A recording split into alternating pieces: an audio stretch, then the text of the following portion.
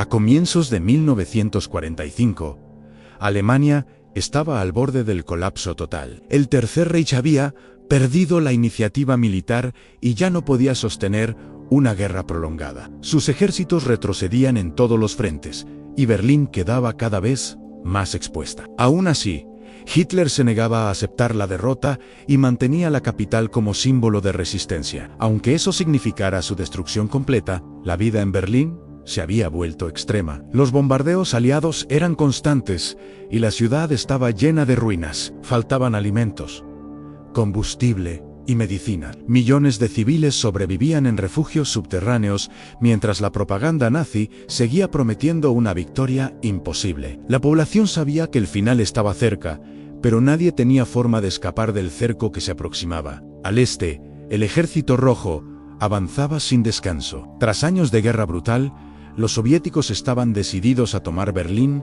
cueste lo que cueste. No solo querían derrotar a Alemania, sino vengar la destrucción causada en su territorio. La capital alemana se convirtió en un objetivo político y simbólico, y su conquista definiría quién escribiría el final de la guerra en Europa. En los búnkeres del poder nazi, la situación era irreal. Hitler y su círculo cercano seguían dando órdenes a unidades que ya no existían. Rechazaban cualquier retirada y exigían resistencia absoluta. La lógica militar había desaparecido, reemplazada por fanatismo. Defender Berlín no tenía valor estratégico, pero para Hitler era el último escenario donde imponer su voluntad. Así comenzó la caída de Berlín, una ciudad aislada, un régimen desesperado y millones de personas atrapadas en el centro del colapso. Lo que vendría no sería una batalla rápida, sino una lucha calle por calle, edificio por edificio. En las siguientes partes veremos cómo el cerco se cierra y cómo Berlín se convierte en el escenario final del nazismo. En abril de 1945, el cerco sobre Berlín comenzó a cerrarse de forma definitiva. Las fuerzas soviéticas cruzaron el río Oder y rompieron las últimas líneas defensivas alemanas. La superioridad numérica y material era abrumadora. Cada avance reducía el espacio de maniobra alemán y acercaba la guerra al corazón de la capital, donde la resistencia ya era frágil. Las defensas exteriores de Berlín estaban mal organizadas y compuestas por unidades agotadas. Muchos soldados eran reclutas recientes, ancianos o jóvenes, sin experiencia real en combate. Carecían de apoyo aéreo y apenas tenían artillería efectiva. Aún así, recibieron órdenes claras: resistir sin retroceder. El resultado fue un desgaste rápido y enormes pérdidas en pocos días. Mientras el Ejército Rojo avanzaba, la población civil quedaba atrapada entre ambos bandos. Miles de personas intentaban huir hacia el oeste, temiendo la llegada soviética. Las carreteras colapsaron y muchos murieron bajo bombardeos o fuego cruzado. Berlín ya no era solo un objetivo militar, sino una ciudad paralizada por el miedo y el caos. Dentro de la capital se intensificaron los preparativos para la defensa urbana. Se levantaron barricadas, se bloquearon calles y se distribuyeron armas a civiles. El régimen apeló a una resistencia total, usando el miedo y la propaganda para mantener el control. Sin embargo, la gran parte entendía que estas medidas solo retrasaban lo inevitable. Con cada kilómetro ganado por los soviéticos, el destino de Berlín quedaba más claro. El cerco ya no era una amenaza futura, sino una realidad inmediata. La ciudad estaba prácticamente rodeada y aislada del resto de Alemania. En la siguiente parte veremos cómo comienza el combate directo dentro de los barrios berlineses. A mediados de abril de 1945, el combate llegó a las calles de Berlín. Las tropas soviéticas entraron en los primeros distritos exteriores y se enfrentaron a una defensa desesperada. Cada edificio se convirtió en un punto de resistencia. La guerra dejó de ser una batalla de frentes y pasó a ser una lucha cercana, violenta y caótica. El combate urbano favorecía la improvisación y la brutalidad. Los soldados avanzaban entre ruinas, sótanos y pasillos oscuros. Francotiradores, minas y emboscadas hacían cada metro peligroso. La ciudad destruida ofrecía infinitos escondites, pero también atrapaba a los defensores, que no podían retirarse sin exponerse al fuego enemigo. Las unidades alemanas estaban fragmentadas y mal comunicadas. Muchas combatían sin saber qué ocurría en los barrios vecinos. La falta de coordinación hacía imposible una defensa organizada. Aún así, pequeños grupos resistían con determinación, más por miedo a las represalias que por convicción ideológica o esperanza de victoria. Los civiles sufrían de forma constante. Refugiados en sótanos, sin agua ni alimentos, escuchaban los combates sobre sus cabezas. Algunos quedaban atrapados entre posiciones enfrentadas. Otros eran obligados a luchar o a realizar tareas peligrosas. Berlín se transformó en un infierno donde no existía diferencia clara entre frente y retaguardia. A medida que los soviéticos avanzaban, la caída de Berlín se volvía irreversible. Cada edificio conquistado debilitaba la resistencia alemana y acercaba la lucha al centro político del Reich. En la siguiente parte, veremos cómo el corazón del poder nazi comienza a colapsar bajo la presión final. Con el avance soviético hacia el centro de Berlín, el mando alemán comenzó a desintegrarse. Las comunicaciones fallaban y muchas órdenes nunca llegaban a su destino. Los oficiales locales actuaban por iniciativa propia, sin coordinación real. El ejército alemán ya no funcionaba como una fuerza unificada, sino como grupos aislados luchando por sobrevivir. En el búnker de la Cancillería, Hitler seguía recibiendo informes incompletos o falsos. A pesar de la evidencia, insistía en que nuevas unidades acudirían al rescate de la ciudad. Estas fuerzas solo existían sobre el papel. La desconexión entre el liderazgo y la realidad del combate era total y cada decisión empeoraba la situación. Muchos generales comprendieron que la derrota era inevitable. Algunos intentaron negociar rendiciones locales para salvar vidas, mientras otros siguieron obedeciendo órdenes absurdas por miedo. El régimen se sostenía más por el terror que por la lealtad. La idea de una defensa heroica empezaba a perder sentido incluso entre los más fanáticos. La propaganda nazi seguía activa, pero ya no convencía a nadie. Los discursos hablaban de sacrificio y honor, mientras la ciudad se derrumbaba. Los civiles veían cómo las promesas del régimen habían llevado a Berlín a la destrucción total. La confianza en el liderazgo había desaparecido casi por completo. Con el mando colapsando y las tropas agotadas, la defensa de Berlín entró en su fase final. La ciudad ya no podía sostener una resistencia prolongada. En la siguiente parte veremos cómo la lucha se concentra en los edificios clave del poder nazi y cómo el final se vuelve inminente. A finales de abril de 1945, los combates se concentraron en el centro de Berlín. El Ejército Rojo avanzaba hacia los edificios más simbólicos del régimen nazi. Cada metro era disputado con violencia extrema. Las calles estaban cubiertas de escombros y cadáveres, y el sonido constante de la artillería marcaba el ritmo del avance final. El Reichstag, la Cancillería y los ministerios se convirtieron en objetivos prioritarios. Para los soviéticos, tomarlos significaba destruir el símbolo del poder nazi. Para los defensores alemanes, perderlos era aceptar el final. La lucha alrededor de estos edificios fue especialmente sangrienta, con ataques frontales y defensas improvisadas. Las fuerzas alemanas ya no tenían capacidad real de contraataque, carecían de munición, refuerzos y liderazgo efectivo. Muchos soldados combatían sin saber para qué ni hasta cuándo. La resistencia se basaba más en la desesperación que en una estrategia clara. Cada posición defendida solo retrasaba unas horas lo inevitable. En los refugios subterráneos, los civiles escuchaban cómo el combate se acercaba cada vez más.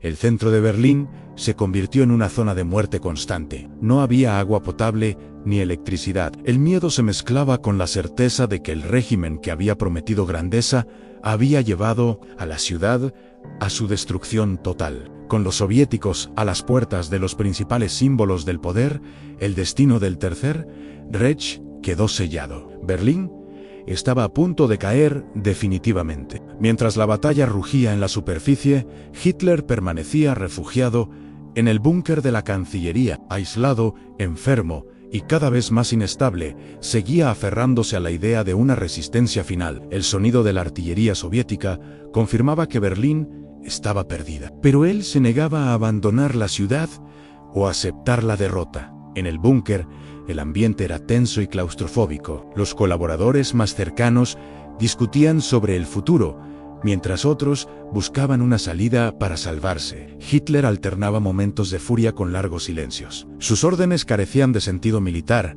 pero seguían siendo transmitidas por miedo o inercia. A medida que la situación empeoraba, algunos intentaron convencerlo de huir o negociar. Hitler rechazó cualquier opción que implicara rendición. Para él, el colapso del Reich era una traición del pueblo alemán. Esta visión distorsionada marcó sus últimas decisiones y selló el destino de quienes aún lo rodeaban. En esos días finales, el liderazgo nazi se fragmentó por completo. Algunos altos cargos abandonaron Berlín, otros se suicidaron. La estructura del poder se desintegraba rápidamente. El régimen ya no controlaba el país ni la capital, solo un reducido búnker bajo tierra. Con el Ejército Rojo a pocos metros, el final de Hitler se acercaba. Su muerte no salvaría Berlín ni cambiaría el curso de la guerra, pero marcaría el cierre simbólico del nazismo. El 30 de abril de 1945, con Berlín prácticamente tomada, Hitler comprendió que no quedaba ninguna salida. El Ejército Rojo se encontraba a pocos metros del búnker. La capital estaba en ruinas y la defensa se había derrumbado. En ese contexto, decidió poner fin a su vida antes de caer en manos enemigas. En sus últimas horas, Hitler redactó su testamento político. En él, culpó a otros de la derrota y reafirmó sus ideas extremas.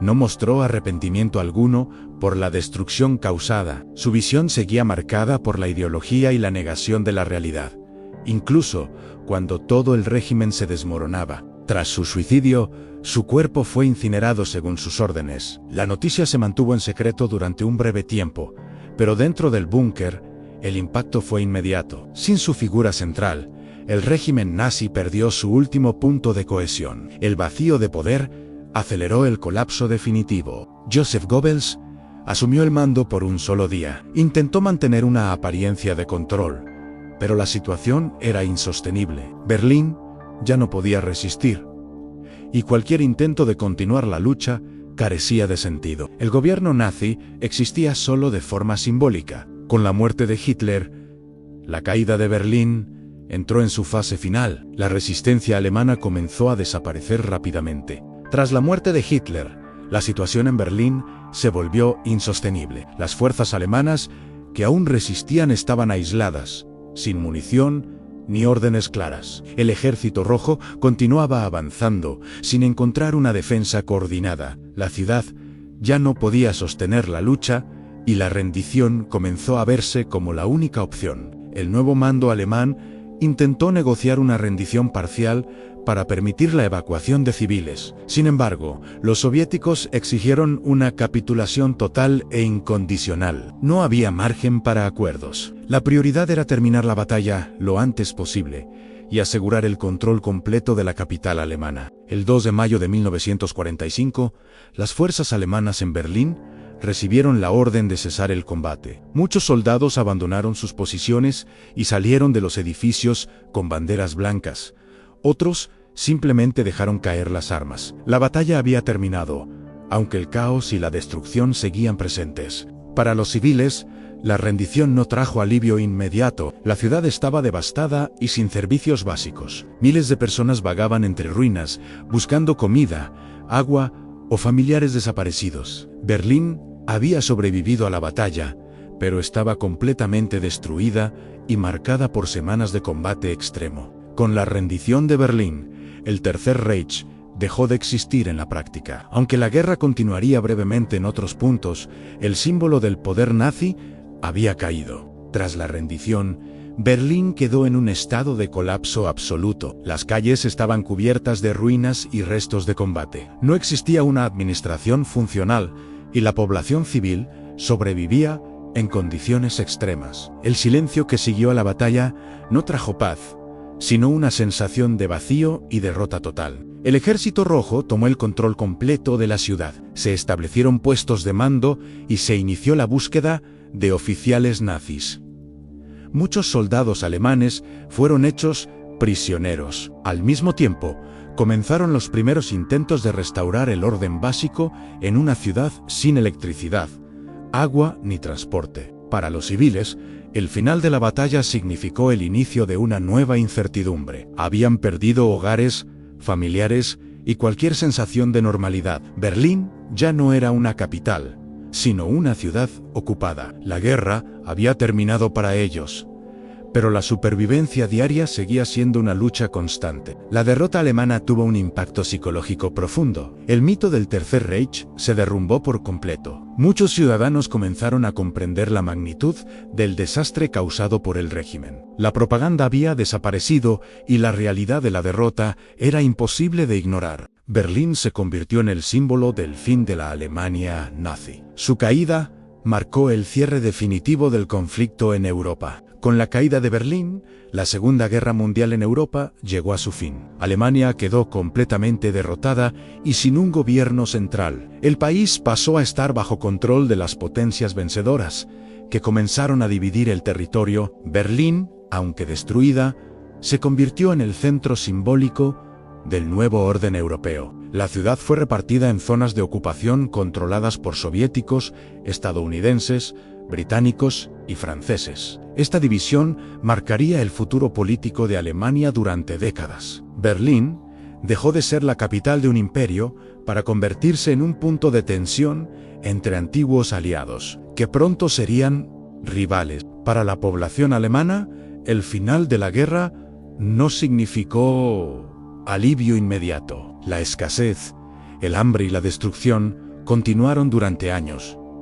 La reconstrucción sería lenta y dolorosa. La caída de Berlín no solo había destruido edificios, sino también certezas, identidades y la confianza en el pasado reciente. El mundo observó la destrucción de Berlín como una advertencia. El colapso del Tercer Reich mostró las consecuencias extremas del totalitarismo y la guerra total. La ciudad se convirtió en un símbolo del precio humano de la ideología y de cómo el fanatismo puede arrastrar a una nación entera al desastre. Con el tiempo, Berlín renacería de sus ruinas. La memoria de su caída quedaría grabada como una lección histórica. La batalla final no solo cerró una guerra, sino que redefinió el equilibrio mundial y dio inicio a una nueva era marcada por la división, la reconstrucción y la Guerra Fría. Así concluye la caída de Berlín, no como un simple episodio militar, sino como el colapso definitivo de un régimen y el inicio de un mundo